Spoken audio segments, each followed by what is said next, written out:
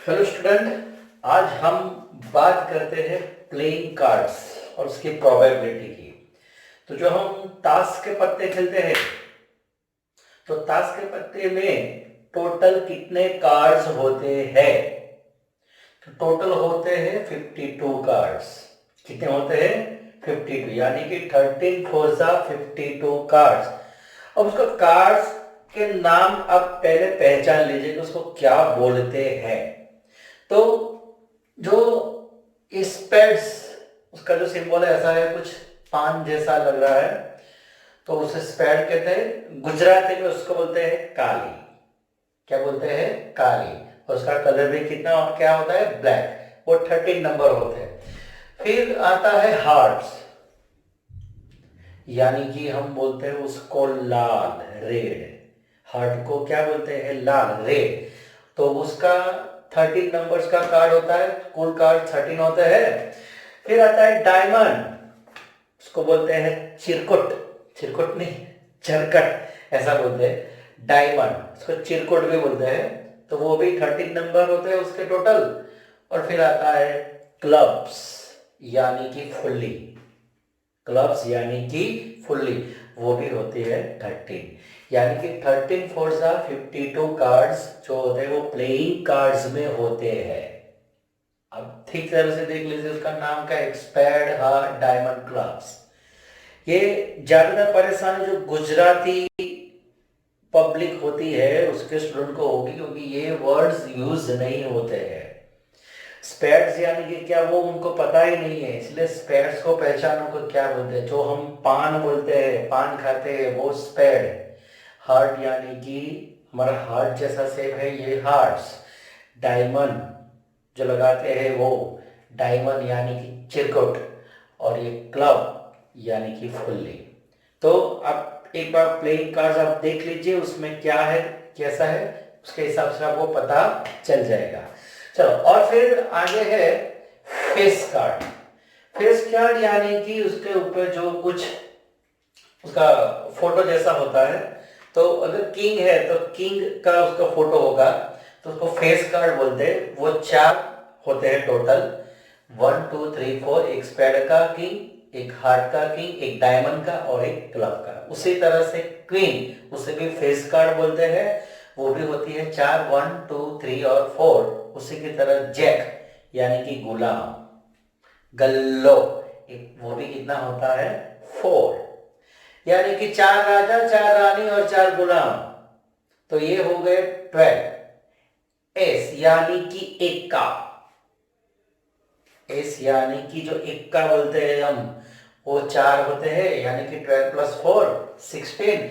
और बाकी के 9 नंबर के कार्ड्स होते हैं 2 to 10।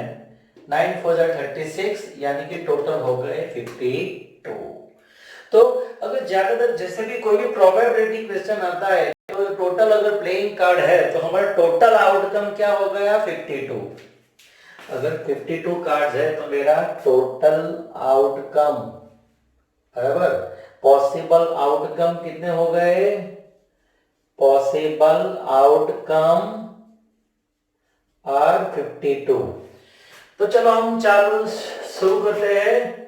Probability, calculate the probability that card will be an ace. अगर मैंने एक कार्ड सिलेक्ट किया, एक कार्ड चूज किया, एक कार्ड पिकअप किया, तो वो कार्ड एस है, उसकी प्रोबेबिलिटी कितनी? तो मुझे पता है कि एस कितने होते हैं? 4। यानी कि मेरे फेवरेबल आउटकम कितने हो गए? 4। अगर ये प्रोबेबिलिटी की इवेंट ई है तो वो हो जाएगा 4/52। यानी कि मैं 4 से काटूंगा तो वो हो जाएगा आंसर 1/13। राइट। तो it will not be S, वो एस नहीं है, यानी कि ये 4 कार्ड नहीं है। तो 52 में से अगर मैं 4 सब्ट्रैक्ट कर दूं तो कितने हो गए? 48। तो अगर मुझे उसका प्रोबेबिलिटी ढूंढना है नॉट एस, देन 48/52, यानी कि 12 फोर 13 फोर आंसर हो जाएगा हमारा 12/13। इसको नॉट करके भी आप लगा सकते हो कि P not E P not E यानी कि 1 माइनस 1/32, 13 माइनस 1/13 यानी कि 12/30। तो आप कॉम्प्लीमेंट्री इवन करके भी आप ला सकते हो। ये हो गया S. King of red colour. चलो पहले तो किंग कितने होते हैं? 4।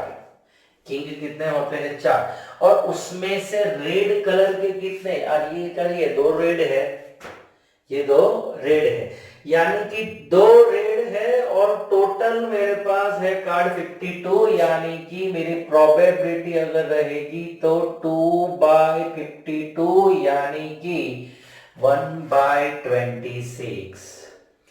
A face card, selected card will be a face card। face card कितने हैं? 4 + 4 + 4 यानी कि 12। तो मेरी प्रोबेबिलिटी आएगी 12/52 यानी कि 1 ये हो जाएगा 4 4 कट यानी कि 3/30, राइट। ए रेड फेस कार्ड, वर्ड को समझो। फेस कार्ड तो है, फेस कार्ड कितने हैं? 12।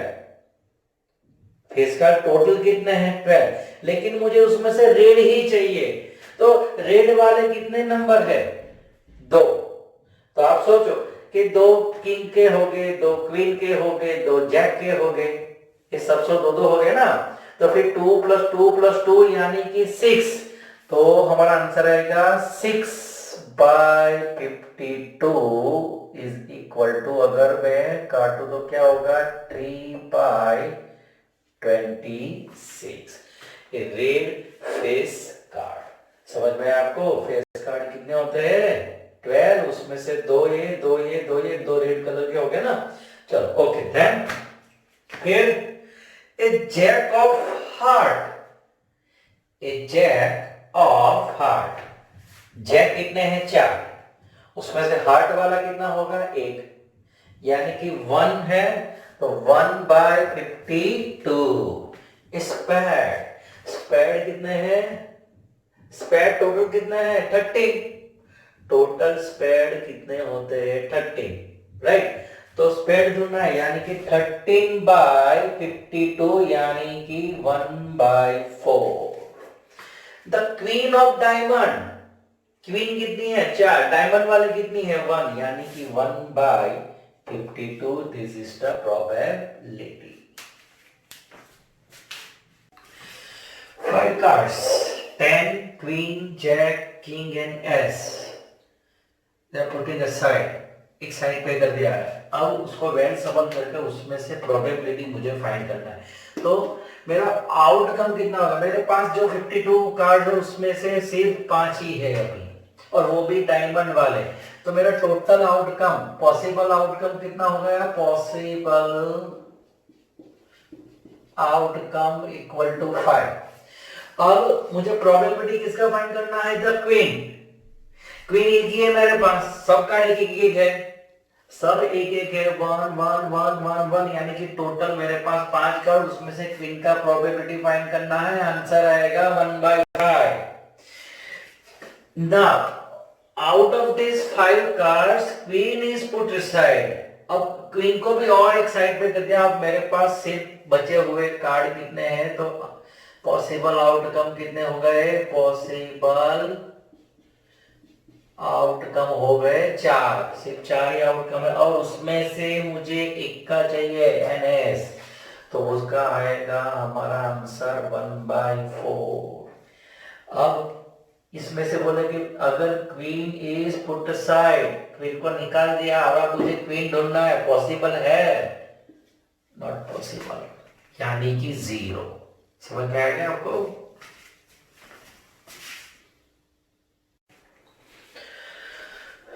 क्वेश्चन नंबर 17, ये थोड़ा सा अलग क्वेश्चन है।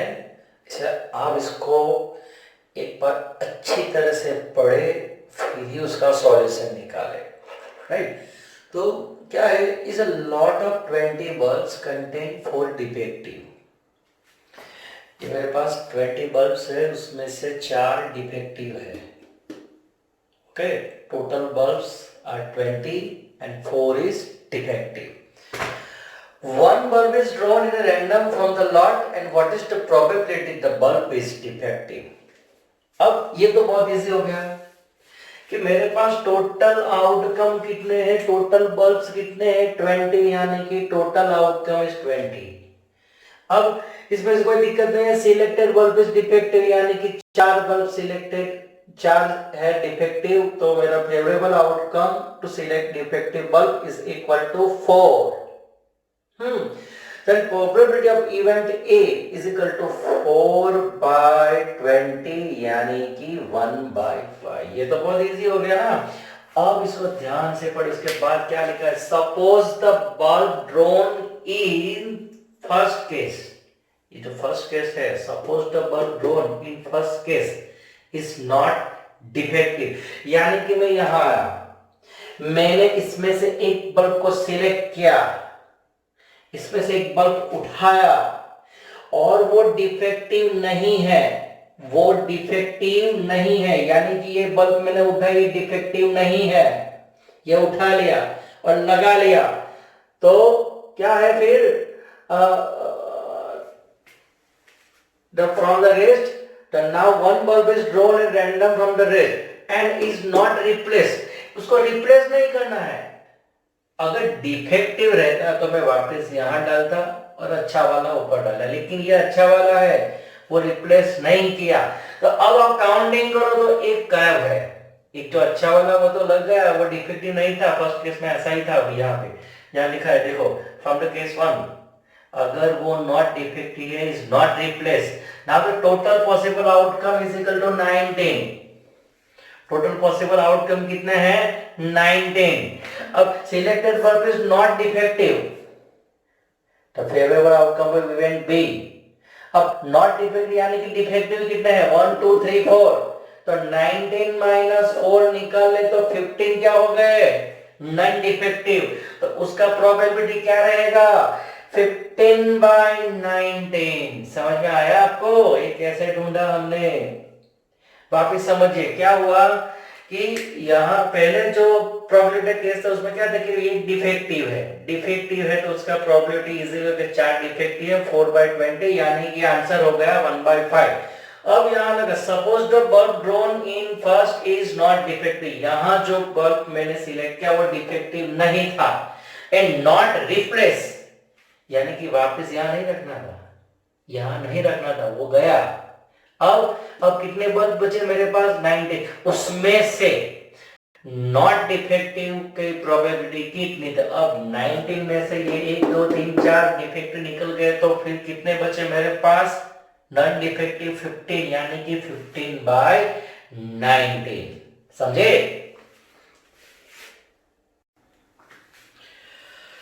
एग्जाम्पल 11, यहाँ स्टार लगा है, यानी कि is not a point of examination view, लेकिन हम इसको कैलकुलेट करेंगे। A missing helicopter is reported to have a crash somewhere in the forest shown in the figure. ये पूरा फॉरेस्ट या rectangle region is a forest area, और उस पे कहीं पे ये जो हेलीकॉप्टर है वो क्रैश हो गया है, और लोकेशन उनका है लेक में। अगर वो लेक में क्रैश हो गया है तो उसका प्रोबेबिलिटी कितना, ये सिंपल है कि अगर मेरे पास लेक का एरिया अगर मुझे पता है और टोटल रेक्टेंगल का एरिया पता है, तो then area of lake upon area of the rectangle is a probability that helicopter is crash in the lake. तो मुझे पहले लेक का एरिया फाइंड करना है, तो उसका डायमेंशन मुझे चाहिए। डायमेंशन में देखो कि ये अगर पूरा ब्रेथ है 4.5, तो ये पूरा हो जाएगा यहाँ 4.5, उसमें से 2 हमें निकाल लेना है, यानी कि ये हो जाएगा 2.5, राइट।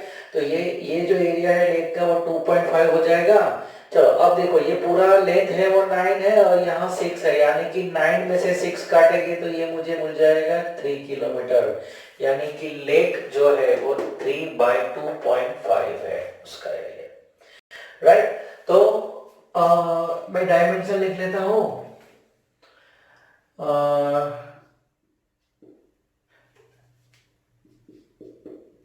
डायमेंशन ऑफ रेक्टेंगल, यानी कि उसका L है, लेंथ है 9 किलोमीटर, और इसका ब्रेथ है 4.5 किलोमीटर। चलो डायमेंशन ऑफ लेक, तो उसका लेंथ है 3 किलोमीटर और उसका ब्रेथ है 2.5 किलोमीटर, राइट। तो अगर मुझे प्रोबेबिलिटी फाइंड करना है तो area of lake upon area of rectangle, right. So that area of rectangle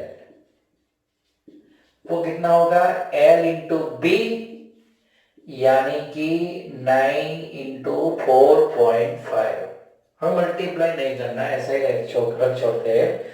तो this is a kilometre square area, right. Now area of lake, the area of lake L into B is equal to 3 into 2.5 is kilometer square. Now find the probability that the crash inside the lake. So probability that helicopter crash inside the lake is equal to PE. We know that area of lake upon area of rectangle. Area of lake 3 into 2.5, 9 into 4.5. So 3 3s ये cut हो गया, चलो point हम निकाल लेते हैं, यानी कि यहां बच गया 25 और नीचे 3 इंटू 45, यानी कि 5 5 और 9 5, ये 5 5 कट, यानी कि आंसर आएगा हमारा 5/27। तो ये helicopter crash inside the lake probability we get 5/27, ये है आपका आंसर। तो फिगर रिलेटेड और एक क्वेश्चन है हमारे पास और इसका भी सॉल्यूशन निकाल लेते हैं। Find the probability that a die drop inside the circle. एक डाई उसको ड्रॉ करना है और वो सर्कल में गिरना चाहिए, उसकी प्रोबेबिलिटी कितनी वो ढूंढना है हमें। तो मुझे एरिया ऑफ द रेक्टेंगल मिल जाएगा 3 to the 6 मीटर स्क्वायर, और यहाँ सर्कल का एरिया ढूंढने के लिए उसका डायमेंशन चाहिए। डायमेंशन के लिए मेरे पास डायमीटर पता है, यानी कि रेडियस हो गया हाफ। रेडियस कितना हो जाएगा, हाफ। चलो तो रेडियस ऑफ सर्कल कितना है, 1/2, क्योंकि डायमीटर उसका 1 है तो रेडियस उसका हाफ जो है हो जाएगा, यानी कि radius of circle r is equal to 1/2। Okay, then area of circle is equal to pi r square। Area of circle क्या हो जाएगा, पाई आर स्क्वायर। पाई का वैल्यू मुझे नहीं रखना है, 1/2 का स्क्वायर, यानी कि पाई इंटू 1/4 पाई/4। ये हो गया area of circle in metre square, पाई/4। Area of rectangle, area of rectangle 3 into 2 equal to 6 meter square। अब क्या है, it die will be land inside the circle। Die land inside the circle। इसकी probability मुझे find करनी है। तो क्या आएगा ऊपर, एरिया ऑफ सर्कल, नीचे एरिया ऑफ रेक्टेंगल, यानी कि ये 4 नीचे आ जाएगा। आंसर हो गया हमारा 5/24। बहुत ही इजी है।